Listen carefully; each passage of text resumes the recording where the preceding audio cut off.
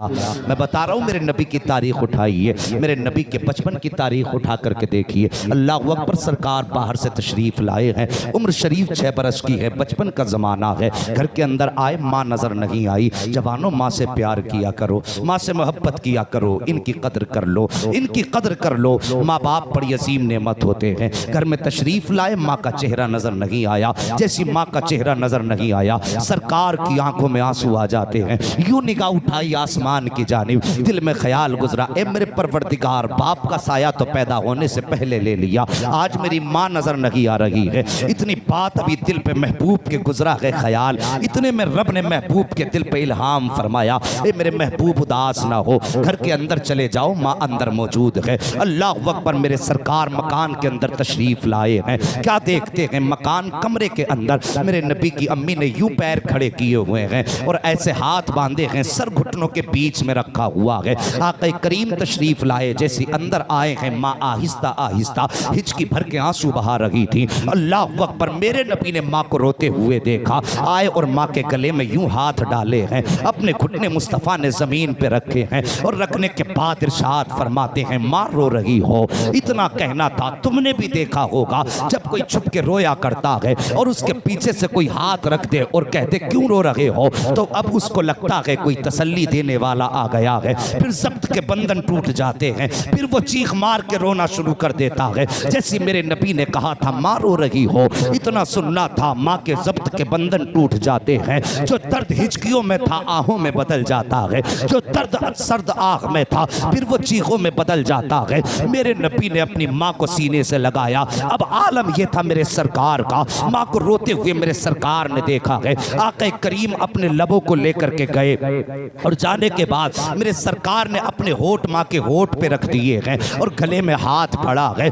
अब सरकार भी माँ के साथ आंसू बहा रहे हैं, सरकार इस दर्द के साथ रोए हैं। क्या करीम के आंसू माँ के रुखसार पे गिर रहे हैं और माँ के आंसू सरकार के रुखसार पे गिरते जा रहे हैं। अल्लाह अकबर, तवज्जो करना प्यारे, सरकार जब इस दर्द के साथ रोए हैं, आक़ा करीम के आंसू गिरे हैं, माँ ने बेटे के सर पे हाथ रख के कहा, लख्ते जिगर तुम क्यों रो रहे हो। मेरे नबी ने कहा था, माँ बता तो सही रोने की वजह क्या है। उसके बाद आका ने अगला जुमला इरशाद फरमाया था, ए माँ इसलिए रो रही हो कि खुदा ने तुम्हारे बेटे को यतीम बनाया है, या इसलिए रो रही हो कि तुम्हारा बेटा कमजोर है, या इसलिए रो रही हो कि तुम्हारा बेटा छोटा है। आका करीम फरमाते हैं, ए माँ अगर ये सोच करके रो रही हो कि तुम्हारा बेटा कमजोर है तो आप इशारा फरमाइए, अगर आप कहेंगी तो आपका बेटा आसमान से चांद सितारों को तोड़ करके कदमों में लाके डाल देगा। जैसी इतनी बात सुनी है, माँ ने लख्ते जिगर को सीने से लगाया, नूरी नजर को प्यार किया, इरशाद फरमाती है, बेटे मैं इस वजह से नहीं रो रही हूँ कि तुम खुदा ने तुझे कमजोर बनाया है, बल्कि आज मुझे तेरे गुजरे हुए बाप अब्दुल्ला की याद आ गई है। इतना सुनना था। मेरे नबी फरमाते हैं, माँ चाहती क्या हो। सैयदा अमीना कहती है, ए मेरे लख्ते जिगर, मेरा दिल चाहता है काश मैं तुझे लेकर के तेरे बाप अब्दुल्ला के मजार पे जाऊं और जाने के बाद उन्हें सलाम करूं और सलाम करने के बाद उनसे कहूंगी, अब्दुल्ला तुम तनहा छोड़ के आए थे, लेकिन देखो आज आमिना तनहा नहीं आई है, बल्कि तुम्हारे चमन का सबसे प्यारा फूल मोहम्मद अपने हाथ में लेकर के आ गई है। अल्लाह अकबर, मेरे नबी ने इतना सुना है, माँ की गोद से उठे हैं, सीधे दादा की गोद में जाके बैठ जाते हैं। कभी दादा की दाढ़ी चूम रहे हैं, कभी माथा चूम रहे हैं, कभी लबो रुखसार चूम रहे हैं। दादा ने कहा था, बेटे बता तो सही रोने की वजह क्या है, आंसू क्यों बहा रहे हो। जैसी इतनी बात कही है, मेरे सरकार फरमाते हैं, दादा हम आपसे कुछ मांगना चाहते हैं। मेरे आका करीम फरमाते हैं, दादा हम आपसे कुछ मांगना चाहते हैं। सरकार फरमाते हैं, बेटे मांगो, क्या मांगना चाहते हो। सब मेरे सरकार ने फरमाया था, दादा हम ये चाहते हैं अगर आप इजाज़त दें तो हम अपने ननिहाल में घूमने के लिए चले जाएं। याद रखिए, तवज्जो है आपकी मेरी तरफ। बहुत अच्छा बयान चला, बहुत। अगर ये बंद भी हो जाएगा इंशाअल्लाह तो टाइम तो ऐसे भी हो जाएगा पूरा। बस आप जिस मोहब्बत से सुन रहे हैं उसी मोहब्बत से सुने। कहते हैं जरा या रसूल अल्लाह, और जोर से या रसूल अल्लाह। इस नजरिए से सुनिए, मैंने सरकार की माँ का जिक्र छेड़ा है। क्यों जानते हो? इसलिए छेड़ा है कि अगर कोई मेरी माँ की तारीफ करे मेरा कलेजा ठंडा होगा और कोई नबी की माँ की तारीफ करे, गुंबद खजरे वाले के सीने में ठंडक पड़ जाएगी। तवज्जो है? हाँ बोलो जरा सुभान अल्लाह। बस गौर फरमाइए, मेरे सरकार दादा जान से जाके कहते हैं, दादा हम मदीना जाना चाहते हैं। याद रखिए, मेरे सरकार का ननिहाल भी मदीना है, मेरे सरकार के वालिद का ननिहाल भी मदीना है, और मेरे सरकार के दादा का ननिहाल भी मदीना है। बड़ा गहरा ताल्लुक सरकार का शहर मदीना से है। और शहर मदीना जाते हुए रास्ते में सरकार के वालिद की कब्र पड़ा करती थी। तवज्जो करें, रास्ते में जाते हुए मेरे सरकार की वालिद की कब्र पड़ती थी। मेरे सरकार ने जब इतनी बात कही, दादा ने कहा बेटा बस इतनी बात कहा? जी। आपने फरमाया ठीक है। अगले दिन जैसी सूरज निकला, सरकार के दादा ने हजरत उम्मे ऐमन, हजरत सैयदा आमीना और मेरे सरकार, इन तीन लोगों को मदीना जाने वाले काफिले के साथ रवाना कर दिया। तवज्जो है? हाँ, मदीना जाने वाले काफिले के साथ रवाना कर दिया। मेरे सरकार 1.5 महीना लगभग वालिदा के साथ मदीना शरीफ रहे। 1.5 महीना वापस आ रहे थे काफिले के साथ। मकाम अब्वा में पहुंचे, वालिद की कब्र पे हाजिरी दी। वापस पलट रहे थे कि सैयद आमीना की तबीयत खराब होने लगी। वो जवानों, आज हमारे माँ बाप बीमार होते हैं तो हम माँ बाप की बात सुनने तक के लिए तैयार नहीं होते। माँ अगर कह दे बेटे ये दवा का पर्चा रखा है, कई दिन हो गए दवा खत्म हुए, बेटे मेरी दवा ला देना, तो डायरेक्ट हम कहते हैं हम तुम्हारी दवा लाएं या अपने बच्चों का खर्च उठाएं। ये बेवकूफी है।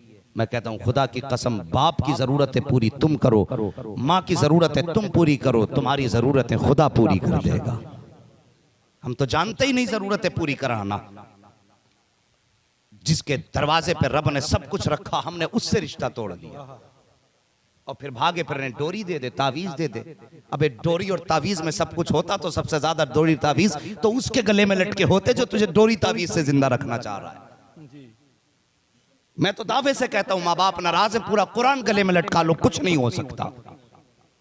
माँ बाप को राजी कर लो, उनकी दुआएं मिल जाएंगी, फिर किसी तावीज की जरूरत नहीं रह जाएगी।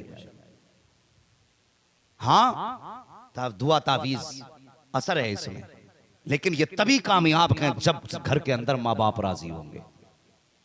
इनकार नहीं है इससे, ये कुछ नहीं है, मगर इनके भी असर के लिए भी कुछ शर्तें होती हैं। अगर माँ बाप बीमार हैं उनकी फिक्र करें।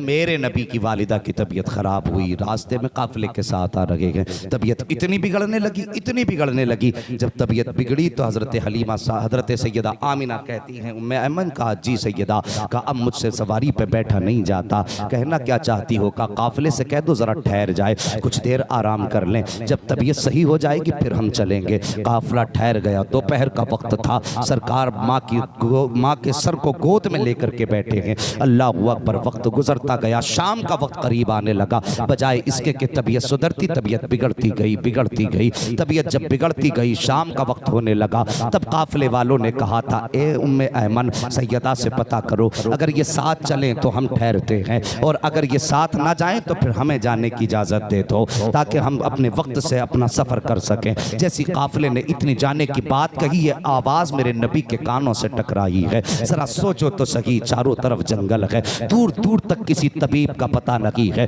एक 6 साल का बच्चा है, एक खातून उम्मे ऐमन है, और काफिला है कि जाने की बात कर रहा है, सूरज है कि छुपने लगा है, काफिला अपने सफर की तैयारियों में है। मेरे नबी ने माँ का चेहरा देखा, आंख में आंसू आ गए। माँ ने कहा, बेटे इन्हें जाने की इजाजत दे दो। जब काफिले को जाने की इजाजत मिली, काफिला जाने लगा। अल्लाह अकबर। 6 साल की उम्र मेरे सरकार की है। एक निगाह जाते हुए काफिले पे डाल रहे हैं, दूसरी निगाह छुपते हुए सूरज पे डाल रहे हैं, और माँ के सर को गोद में रख के मेरे नबी बैठे हुए हैं। जब तबीयत खराब होना शुरू हुई है, मेरे नबी माँ के बालों में हाथ डाल रहे हैं। फरिश्तों ने कहा था, या अल्लाह इजाजत दे दे, हम तेरे महबूब की माँ की खिदमत के लिए चले जाएं। पुराने जन्नत ने कहा था, रब इजाजत दे दे, रब ने फरमाया था, नहीं, मेरे महबूब का मामला है। अल्लाह अकबर। अब मंजर जरा मुलाहिजा कीजिए, काफिला चला जाता है, तबीयत बिगड़ने लग जाती है। अचानक हजरत हलीम, हजरत सैयदा आमीना अपनी आंखों को खोलती है और खोलने के बाद हजरत उम्मे ऐमन की तरफ देखती है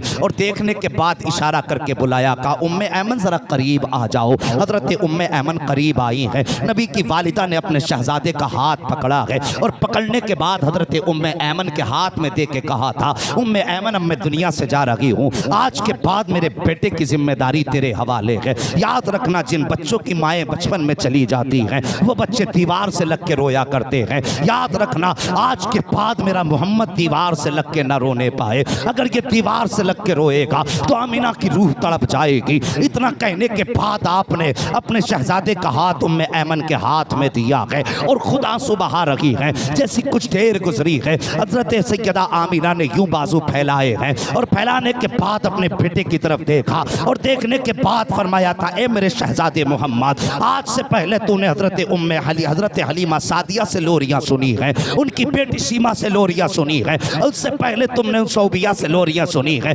आज आखिरी बार अपनी माँ सैयदा आमीना से लोरियां सुन लो।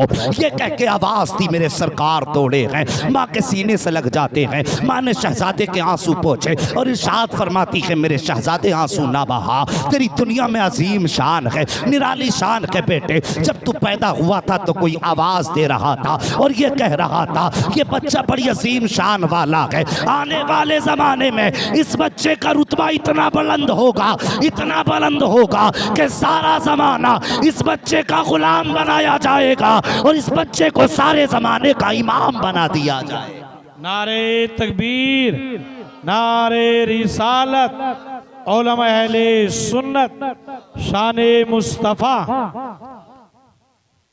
फरमाया बेटे आंसू ना बहा। आप बातें करते करते बेहोश हो गई। मेरे नबी ने मां के सर को संभाला, गोद में रखा, एक हिचकी सैयदा आमीना ने ली और रूह कफ़स उनसरी से परवाज कर गई। जब मां का विसाल हुआ फरिश्तों में कोहराम मच गया। या अल्लाह ये क्या मामला है, बाप का साया तो पैदा होने से पहले ले लिया और अब माँ को भी 6 साल की उम्र में ले लिया। रब ने फरमाया मेरा महबूब है। फरिश्तों ने कहा या अल्लाह महबूबों के साथ तो ऐसा नहीं किया जाता। तो रब ने फरमाया फरिश्तों जो मैं जानता हूं वो तुम नहीं जानते। फरिश्तों ने कहा था या अल्लाह इस रात से पर्दा हटा दे, हमें भी बता। रब ने फरमाया मैंने माँ बाप का साया इसलिए ले लिया ताकि मेरे महबूब पे किसी का साया ना हो और सारे जमाने पे सिर्फ मेरे महबूब का साया होना चाहिए, इसलिए महबूब के सर से साया लिया। अल्लाह अकबर। मुहद्दिस देहलवी फरमाते हैं जैसी माँ ने अपने होठ बंद किए, सांसें थमी, मेरे नबी ने अपना मुंह माँ के मुंह पे रखा और रो के कहा माँ और बोलो ना, माँ और बोलो ना। इतने में उम्मे ऐमन ने सरकार के कांधे पे हाथ रख के फरमाया बेटे जो चले जाते हैं वो बोला नहीं करते। मुहद्दिस देहलवी फरमाते हैं 2 मरतबा उम्मे ऐमन ने कहा, सरकार ने फरमाया था माँ बोलो। फरमाते हैं अगर तीसरी मरतबा नबी कह देते माँ बोलो तो फरमाते हैं कि मलकुल मौत को रूह वापस करना पड़ जाती, सैयदा आमीना को उठ के बोलना पड़ जाता। जिंदाबाद नबी की शान है। अल्लाह अकबर। माँ का विसाल हुआ। उम्मे ऐमन बयान फरमाती जवानों जिनके माँ बाप दुनिया से चले गए कभी कब्रिस्तान भी चले जाया करो, कभी उनकी कब्रों पे भी चले जाया करो। मेरे नबी ने फरमाया जो जुमे के दिन अपने माँ बाप या माँ या बाप या किसी एक की कब्र पे जाएगा, मेरे नबी ने फरमाया हाजिरी देने जाएगा तो अल्लाह उसका नाम जन्नतियों के नाम में तहरीर फरमा देगा। जाया करो कब्रिस्तान, इसलिए कि वो तुम्हारा इंतजार करते हैं। ये अकीदा ये सोच न रखा करो वो मर गए तो मिट्टी में मिल गए। अगर वो मिट्टी में मिल जाते तो मेरा नबी जुमे के दिन जाने का हुक्म न देता। और सोचो जिसकी कब्र की मिट्टी देखने वाले को अल्लाह जहन्नमी है तो जन्नती बना देता है, तो सोचो जिसकी कब्र की मिट्टी देखने के इतने रुतबे बुलंद हो जाते हैं उसका चेहरा देखने में अल्लाह कितने रुतबे बुलंद फरमाता होगा।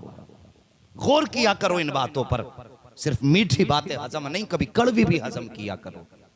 चले जाया करो वक्त मिला करे तो कब्रिस्तान। अल्लाह अकबर। मेरे नबी हैं, उम्मे ऐमन बयान फरमाती हैं, कहती हैं उस वक्त का मंजर याद आता, कलेजा फटता है आज भी। जब मेरे नबी की वालिदा का इंतकाल हुआ, फरमाती चारों तरफ कोई न था, सिर्फ हम दो थे, सरकार थे और मैं थी। फरमाती हमने अपने हाथ से सरकार की अम्मी की कब्र बनाई, पत्थर हटा हटा करके। फरमाती फिर सैयदा आमीना को हमने उस कब्र के अंदर लिटाया। फरमाती मैं देख रही थी नबी पत्थर रखते जा रहे थे, आंसू बहाते जा रहे थे। उम्मे ऐमन फरमाती किसी बच्चे ने आज तक अपनी माँ की ऐसी कब्र नहीं बनाई होगी जैसी कब्र मेरे नबी ने अपनी वालिदा की बनाई है। फरमाती हैं कि सरकार अपने हाथ से पत्थर रखते जाते थे, आंसू बहाते जाते थे। फरमाती कब्र बन के तैयार हो गई और उसके बाद फिर मैंने नबी को हाथ पकड़ा और लेकर के जब चलने लगी, फरमाती हैं कि मैं पहाड़ी के टीले से जब उतरने लगी मैंने हाथ छोड़ दिया कि अब तो उतर जाएंगे। फरमाती मैं हाथ छोड़ के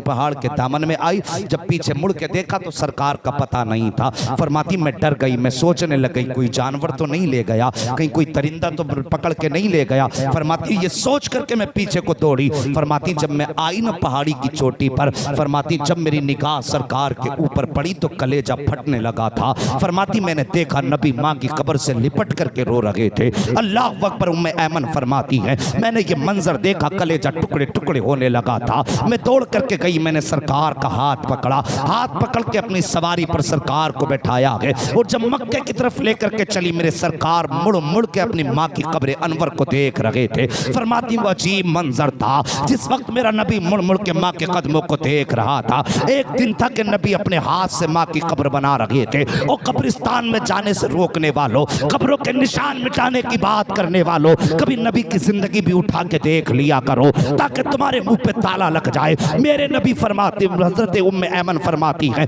कि नबी मुड़ मुड़ के माँ की कब्र को देख रहे थे। एक दिन वो था कि नबी माँ की कब्र बना करके आए हैं, फिर एक दिन वो आया है मेरे नबी ने ऐलान नबूवत फरमाया है, फिर यही मस्जिद नबवी है, इसी की दीवार से सरकार टेक लगा करके बैठे हैं और सरकार के सर घुटनों पे रखा हुआ है, सरकार आंसू बहा रहे हैं। हज़रत उमर फारूक आज़म ने आके कहा था या रसूल अल्लाह, अगर किसी ने जबान चलाई हो तो जबान काट देंगे, अगर किसी ने आंख चलाई हो तो आंख को निकाल देंगे, अगर किसी ने हाथ चलाया होगा तो हाथ काट देंगे। सरकार बताइए तो सही, किसी ने तकलीफ पहुंचाई है तो अपने पास जवान बेटे मौजूद हैं, अपनी जिंदगियां लुटा देंगे, हुजूर तकलीफ नहीं होने देंगे। मेरे नबी ने फरमाया था उमर किसी ने तकलीफ नहीं दी है, किसी ने हाथ नहीं चलाया है, किसी ने आंख नहीं दिखाई है। तब हजरत उमर ने कहा था या रसूल अल्लाह, अगर किसी ने आंख नहीं दिखाई है तो बताइए रोने की वजह क्या है। मेरे सरकार फरमाते हैं उमर आज मोहम्मद को अपनी माँ की याद आ गई है, आज आमीना की याद आ गई है। तब उमर ने कहा था या रसूल अल्लाह, क्या आज भी आपको माँ की याद आया करती है। मेरे सरकार फरमाते हैं हाँ उमर, आज भी मुझे माँ की याद आया करती है। हजरत उमर ने कहा था आका बताइए तो सही क्या याद आती है। मेरे सरकार ने फरमाया था उमर, मेरा दिल ये कहता है काश आज मोहम्मद की माँ जिंदा होती, आज मेरी माँ होती, मेरे हुजरे के अंदर होती, मैं मस्जिद नबवी के मुसल्ले पे होता, नमाज पढ़ाता होता, कुरान की तिलावत करता होता। आहिस्ता से पर्दे के पीछे से एक आवाज आ जाती, फरमाते मेरे कान ये चाहते हैं काश मेरे हुजरे से आवाज आती और मेरी माँ आवाज दे के कहती बेटा मोहम्मद मेरी बात सुन जा। आका फरमाते हैं सहाबा जैसी मेरी माँ आवाज दे देती मैं नमाज तोड़ देता, मुसल्ला छोड़ देता, माँ की खिदमत में चला जाता। सहाबा ने कहा था हुजूर बंदगी छोड़ने के बाद बंदी की बारगाह में जाते, इबादत छोड़ने के बाद माँ की बारगाह में जाते। आका फरमाते हाँ वजह क्या है। तब नबी ने फरमाया था ए मेरे सहाबा सुन लो, नमाज तोड़ देता, मुसल्ला छोड़ देता, माँ के पास चला जाता। वजह यह है कि जब माँ राजी होती है तभी पैदा करने वाला खुदा राजी हुआ। नारे तकबीर, नारे रिसालत, उलमा अहले सुन्नत, हज़रत अल्लामा मौलाना मुफ्ती हम्माद साहब किबला जिंदाबाद जिंदाबाद। बहुत